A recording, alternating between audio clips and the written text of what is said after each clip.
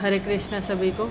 श्री श्री राधे गोविंद जी का दर्शन लेके हम लोग श्री जगन्नाथ जी, सुभद्रा मैया, बलदेव जी का आशीर्वाद लेके और राधा कृष्ण यहाँ पे हैं। यहाँ पे बाल गोपाल लड्डू जी बिठाए हैं, वो सबका आशीर्वाद लेके हम ब्रह्म वैवर्त पुराण का 16वें अध्याय की शुरुआत करेंगे।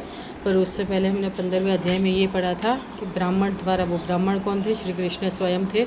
ब्राह्मण द्वारा अपनी शक्ति का परिचय, मृतक को जीवित करने का आश्वासन, मालावती का पति के महत्व को बताना और काल यम मृत्यु कन्या का आदि का ब्राह्मण द्वारा बुलवा कर उनसे बात करना, यम आदि का अपने को ईश्वर की आज्ञा का पालन बताना और उसे श्री कृष्ण चिंतन के लिए प्रेरित करना। अभी हम 16वें अध्याय में पढ़ेंगे। मालावती के पूछने पर ब्राह्मण द्वारा वेदक संहिता का वर्णन, आयुर्वेद की आचार्य परंपरा, उसके 16 प्रमुख विद्वानों तथा उनके द्वारा रचित तंत्रों का नाम निर्देश, ज्वर आदि 64 रोग, उनके हेतुभूत वात पित्त कफ की उत्पत्ति के कारण और उनके निवारण के उपायों का विवेचन। ब्राह्मण बोले, शुभे, तुमने काल यम मृत्यु कन्या तथा व्याधि गणों का साक्षात्कार कर लिया। अब तुम्हारे मन में क्या संदेह है उसे पूछो। ब्राह्मण की बात सुनकर सती मालावती को बड़ा हर्ष हुआ। उसके मन में जो प्रश्न था उसने उन जगदीश्वर के समक्ष प्रस्तुत किया। मालावती ने कहा, ब्राह्मण, आपने जो यह कहा कि रोग प्राणियों के प्राणों का अपहरण करता है, रोग के जो नाना प्रकार के कारण हैं, उन सबका वेद आयुर्वेद में निरूपण किया गया है। उसके संबंध में मेरा निवेदन यो है, जिसका निवारण करना कठिन है, वह अमंगलकारी रोग जिस उपाय से शरीर में न फैले, उसका आप वर्णन करने की कृपा करें। मैंने जो बात पूछी है या नहीं पूछी है तथा जो ज्ञात है अथवा नहीं ज्ञात है, वह सब कल्याण की बात आप मुझे बताइए, क्योंकि आप दीनों पर दया करने वाले गुरु हैं। मालावती का वचन सुनकर ब्राह्मण रूपधारी भगवान विष्णु ने वहाँ वैदिक संहिता का वर्णन आरंभ किया। ब्राह्मण बोले, जो संपूर्ण तत्वों के ज्ञाता, समस्त कारणों के भी कारण तथा वेद वेदांगों के बीज के भी बीज है, उन परमेश्वर श्री कृष्ण की मैं वंदना करता हूँ। समस्त मंगलों के भी मंगलकारी बीज स्वरूप उन सनातन परमेश्वर ने मंगल के आधार रूप भूत 4 वेदों को प्रकट किया। उनके नाम है ऋक्, यजु, साम और अथर्व। उन वेदों को देखकर और उनके अर्थ का विचार करके प्रजापति ने आयुर्वेद का संकलन किया। इस प्रकार पंचम वेद का निर्माण करके भगवान ने उसे सूर्यदेव के हाथ में दे दिया। उससे सूर्यदेव ने एक स्वतंत्र संहिता बनाई। फिर उन्होंने अपने शिष्यों को वह अपनी आयुर्वेद संहिता दी और पढ़ाई। तत्पश्चात उन शिष्यों ने भी अनेक संहिताओं का निर्माण किया। पतिव्रते, उन विद्वानों के नाम पर और उनके रचे हुए तंत्रों के नाम जो रोगनाशक के बीज रूप है, मुझसे सुनो। धनवंतरी, दिवोदास, काशीराज, दोनों अश्विनी कुमार, नकुल, सहदेव, सूर्यपुत्र, यम, चयवन, जनक, बुध, जाबाल, जाजली, पेल, करत और अगस्त्य, ये 16 विद्वान वेद वेदांगों के ज्ञाता तथा रोगों के नाशक है, वैद्य है। पतिव्रते, सबसे पहले भगवान धन्वंतरी ने चिकित्सा तत्व विज्ञान नामक एक मनोहर तंत्र का निर्माण किया। किसने किया? भगवान धन्वंतरी ने चिकित्सा तत्व विज्ञान नामक एक मनोहर तंत्र का निर्माण किया। फिर दिवोदास ने चिकित्सा दर्पण नामक ग्रंथ बनाया। काशीराज ने दिव्य चिकित्सा कौमुदी का प्रणयन किया। दोनों अश्विनी कुमारों ने चिकित्सा सार तंत्र की रचना की, जो ब्रह्म का निवारण करने वाला है। नुकुल ने वैद्यक सर्वस्व नामक तंत्र बनाया। सहदेव ने व्याधि सिंधु विमर्दन नामक ग्रंथ तैयार किया। यमराज ने ज्ञानार्णव नामक महातंत्र की रचना की। भगवान चयवन मुनि ने जीवदान नामक ग्रंथ बनाया। योगी जनक ने वैद्य संदेह भंजन नामक ग्रंथ लिखा। चंद्र कुमार ने बुध ने सर्वसार, जाबाल ने तंत्रसार और जाजली ने मुनि ने वेदांग सार नामक तंत्र की रचना की।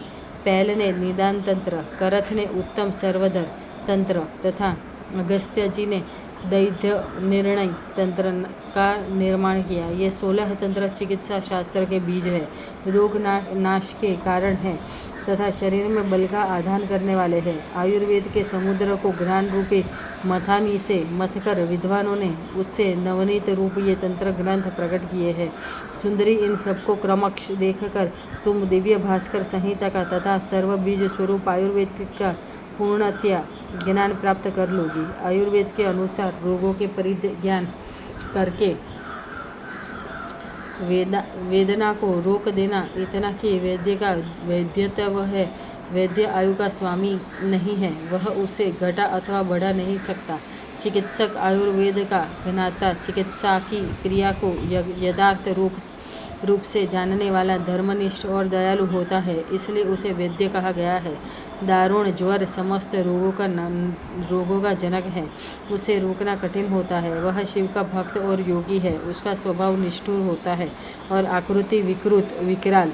उसके 3 पैर, 3 सिर, 6 हाथ और 9 नेत्र है। वह भयंकर ज्वर काल, अंतक और यम के समान विनाशकारी होता है। भस्म ही उसका अस्त्र है तथा रुद्र उसके देवता हैं। मंदाग्नि उसका जनक है।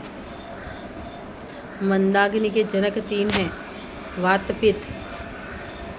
पित्त और कफ। यही प्राणियों को दुख देने वाले हैं। वातज, पित्तज और कफज ये ज्वर के 3 भेद हैं तथा चौथा ज्वर भी होता है, जिसे त्रिदोषज भी कहते हैं। पांडु, कामल, कुष्ठ, शोथ, प्लीहा, शूलक, ज्वर, अतिसार, संग्रहणी, खांसी, व्रण यानी कि फोड़ा, हलिमक, मूत्रकृच्छ, रक्त विकार या रक्त दोष से उत्पन्न होने वाला गुल्म, विषमेह, कुब्ज, बोध, गलगंड यानी कि गेगा, भ्रमरी, सन्निपात, विसूचिका, हैजा और दारुणी आदि अनेक रोग हैं। इन्हीं के भेद और प्रभेदों को लेकर 64 रोग माने गए हैं।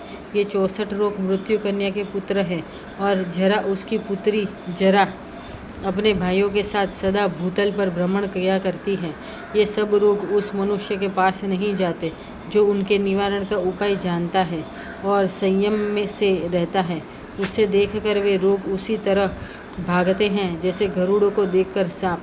नेत्रों को जल से धोना, प्रतिदिन व्यायाम करना, पैरों के तलवों में तेल मलवाना, दोनों कानों में तेल डालना और मस्तक पर भी तेल लगा रखना, यह प्रयोग जरा और व्याधि का नाश करने वाला है।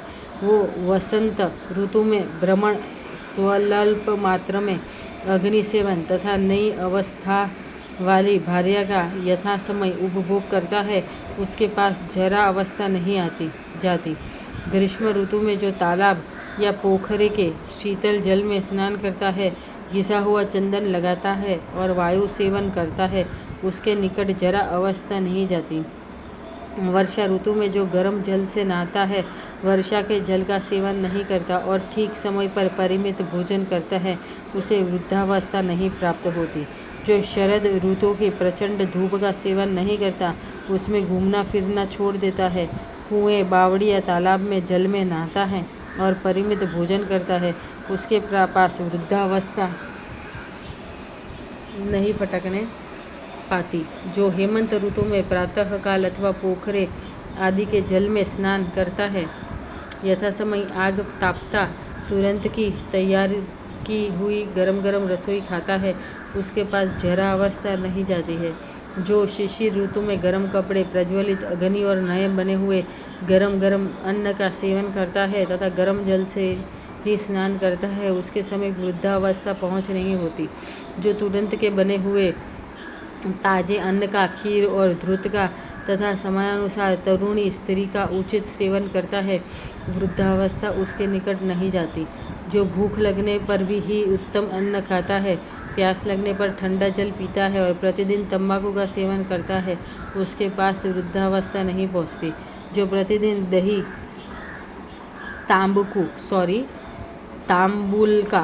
तांबुल का सेवन करता है, उसके पास वृद्धावस्था नहीं पहुँचती। जो प्रतिदिन दही, ताज़ा मक्खन और गुड़ खाता तथा संयम से रहता है, उसके समीप जरा अवस्था नहीं जाती। जो मांस, वृद्धा स्त्री, नवोदित सूर्य तथा तरुण दधी 5 दिन के रखे हुए दही का सेवन करता है, उस पर जरावस्था अपने भाइयों के साथ हर्षपूर्वक आक्रमण करती है। सुंदरी जो रात को दही खाते हैं, कुल्टा एवं रजस्वाल स्त्री का सेवन करते हैं, उनके पास भाइयों सहित जरावस्था बड़े हर्ष के साथ जाती है। रजस्वला कुल्टा विधवा झारदूती शूद्र के पुरोहित की पत्नी तथा ऋतुहीना जो स्त्रियां हैं, उनका अन्न भोजन करने वाले लोगों को बड़ा पाप लगता है। उस पाप के साथ ही जरावस्था उनके पास जाती है। रोगों के साथ पापों की सदा अटूट मैत्री होती है। पाप ही रोग, वृद्धावस्था तथा नाना प्रकार के विघ्नों का बीज है। पाप से रोग होता है और पाप से बुढ़ापा आता है और पाप से ही दैन्य दुख एवं भयंकर शोक की उत्पत्ति होती है। इसलिए भारत के संत पुरुष सदा भयातुर हो कभी पाप का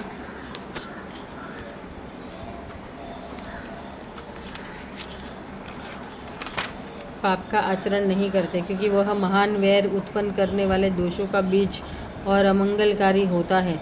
जो अपने धर्म के आचरण में लगा हुआ है, भगवान के मंत्र की दीक्षा ले चुका है, श्री हरि की समाराधना में संलग्न है, गुरु देवता रथतियों का भक्त है, तपस्या में आसक्त है, व्रत और उपवास में लगा रहता है और सदा तीर्थ सेवन करता है, उसे देखकर रोग उसी तरह भाग जाते हैं जैसे गरुड़ को देखकर सांप। ऐसे पुरुषों के पास जरा अवस्था नहीं जाती है और न दुर्जयी रोग समूह के उपरस आक्रमण करते हैं।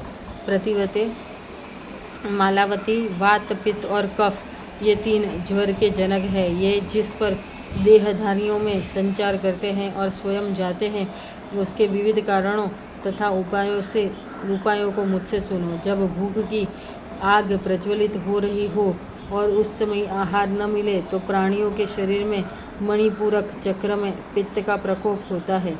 ताड़ और बैल का फल खाकर तत्काल जल पी लिया जाए तो वही सज्ञ प्राणनाशक पित्त हो जाता है।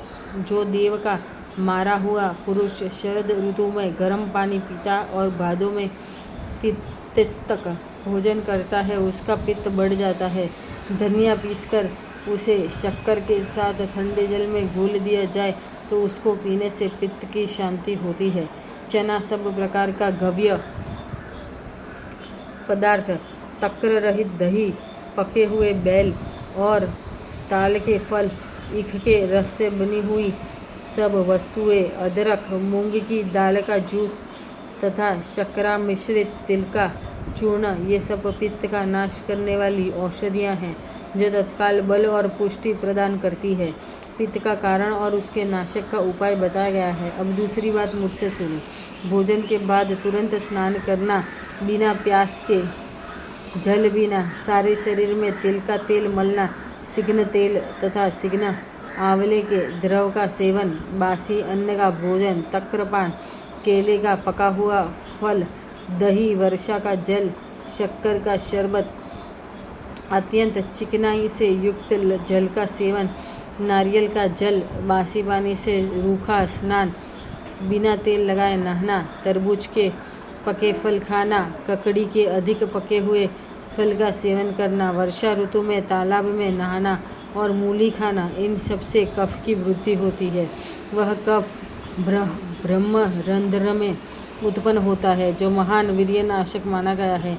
गंधर्व नंदिनी आग ताप कर शरीर से पसीना निकालना, भुंजी भागना, सेवन करना, पकाए हुए तेल विशेष को काम में लाना, घूमना, सूखे पदार्थ खाना, सूखी पक्की हरे का सेवन करना, कच्चा पिंडारा, कच्चा केला, बेसवार, पिसा हुआ जीरा, मिर्च, लौंग आदि मसाला, सिंधुवार या निर्गुंडी, अनाहार, उपवास, अपानक, पानी या न पीना, धृत मिश्रित रोचना, चूर्ण, घी मिलाया हुआ सूखा शक्कर, काले मिर्च, पीपल, सूखा अदरक, जीवक, अष्टर्व गर्द, औषध विशेष तथा मधु, ये द्रव्य तत्काल कफ को दूर करने वाले तथा बल और पुष्टि देने वाले हैं। अब वात के प्रकोप का कारण सुनो। भोजन के बाद तुरंत पैदल यात्रा करना, दौड़ना, आग तापना, सदा घूमना और मैथुन करना, वृद्धा स्त्री के साथ सहवास करना, मन में निरंतर संताप रहना, अत्यंत रूखा खाना, उपवास करना, किसी के साथ जूझना, कलह करना, कटुवचन बोलना, भय और शोक से अभिभूत होना, ये सब केवल वायु की उत्पत्ति के कारण है। आज्ञा नामक चक्र में वायु की उत्पत्ति होती है। जब उसकी औषधि सुनो, केले का पत्ता, पका हुआ फल, बिजौरा, नींबू के फल के साथ चीनी का शरबत, नारियल का जल, तुरंत का तैयार किया हुआ तक्र, उत्तम पिट्ठी, पुआ, कचौरी आदि, भैंस का केवल मीठा दही या उसमें शक्कर मिला हो, तुरंत का बासी अन्न, सौवीर, जौ की कांजी, ठंडा पानी, पकाया हुआ तेल विशेष अथवा केवल तिल का तेल, नारियल, ताड़, खजूर, आंवले का बना हुआ उष्ण द्रव्य पदार्थ, ठंडे और गर्म जल का स्नान, सुनिग्ध चंदन का द्रव, चिकने कमल पत्र की शैया और सिदंगित व्यंजन वत्से, ये सब वस्तुएं तत्काल ही वायु दोष का नाश करने वाली है। मनुष्यों में 3 प्रकार के वायु दोष होते हैं: शारीरिक, कलेश जनित, मानसिक, संताप जनित और काम जनित। मालावती, इस प्रकार मैंने तुम्हारे समक्ष रोग समूह का वर्णन किया तथा उन रोगों के नाश के लिए श्रेष्ठ विद्वानों ने जो नाना प्रकार के तंत्र बताए हैं उनकी भी चर्चा की। वे सभी तंत्र रोगों का नाश करने वाले हैं। उनमें रोग निवारण के लिए रसायन आदि परम दुर्लभ उपाय बताए गए हैं। साध्वी विद्वानों द्वारा रचे गए उन सब तंत्रों का यथावत वर्णन कोई 1 वर्ष में भी नहीं कर सकता। शोभने, बताओ तुम्हारे प्राण वल्लभ की मृत्यु किस रोग से हुई है, मैं उसका उपाय करूंगा जिससे ये जीवित हो जाएगा। सौती कहते हैं, ब्राह्मण की यह बात सुनकर गंधर्व कुमारी चित्ररथ पुत्री मालावती ने प्रसन्न होकर इस प्रकार कहना आरंभ किया। मालावती बोली, विप्रवर सुनिए। सभा में लज्जित हुए मेरे प्रियतम ने ब्रह्मा जी के शाप के कारण योग बल से प्राणों का परित्याग किया है। मैंने आपके मुंह से निकले हुए अपूर्व, शुभ एवं मनोहर आख्यानों को पूर्ण रूप से सुना है। इस संसार में विपत्ति के बिना कब किसको कहाँ आप जैसे महात्माओं का संग प्राप्त हुआ है। विद्वन, अब मुझे मेरे प्राणनाथ को जीवित करके दे दीजिए। मैं आप सब लोगों के चरणों में नमस्कार करके स्वामी के साथ अपने घर को जाऊंगी। मालावती का यह वचन सुनकर ब्राह्मण रूपधारी भगवान श्री विष्णु उसके पास से उठकर शीघ्र ही देवताओं के सभा में गए। यहाँ पे हमारा 16वां अध्याय समाप्त होता है। धन्यवाद। बोलो श्री राधा गोविंद जी की जय। बोलो श्री जगन्नाथ जी सुभद्रा मैया बलदेव जी की जय। बोलो श्री राधा कृष्ण कान्हा की जय।